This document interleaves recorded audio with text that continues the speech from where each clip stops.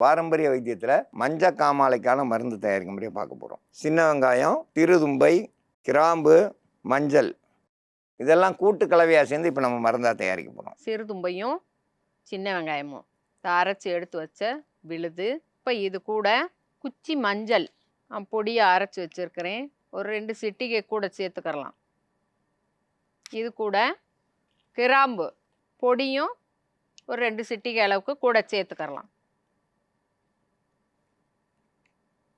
பார்த்தீங்கன்னாக்கா சாரோட நல்லா வலுவலுன்னு நல்லா அரைச்சி எடுத்து வச்சுருக்குறோம். இதை இப்போது கொஞ்சமாக இந்த சாரோடு எடுத்து இந்த அளவுக்கு இருந்தால் போதும். அதான் உச்சி குழின்னு சொல்லுவோம். அந்த இடத்துல வச்சு விட்டுறணும். வச்சுட்டு நல்லா அமுக்கி விட்டிங்கனாக்கா மேலே பஞ்சு அந்த மாதிரி எதுவுமே வைக்க வேண்டாம். அதுவாக நம்ம மண்டையில் இந்த உச்சி குழியில் இந்த இடத்துல வச்சுட்டிங்கனாக்கா 1 வாரத்துக்கு எடுக்கவே வேண்டாம். அதுவாக நல்லா பிடிச்சிக்கிறோம். இந்த சாறு எல்லாம் உள்ளுக்குள்ளே இறங்கும். ஒரு முறை வச்சுட்டாக்கா 7 நாளைக்கு திரும்ப நீங்கள் எந்த ஒரு இதுவும் பண்ணக்கூடாது. அந்த தலையில் இருக்கிறத எடுக்கவும் கூடாது. அதுவாக காஞ்சி இறுக்கி பிடிச்சிரும். சிறுநீர் கழிக்கிறப்பெல்லாம் அவங்களுக்கு ஒரு நாளும் மாற்றங்கள் தெரியும்.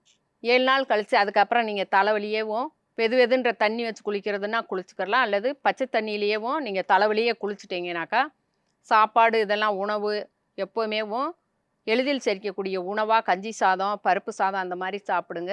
முக்கியமாக புளிச்ச உணவுகள் அந்த மாதிரி சாப்பிட வேண்டாம்.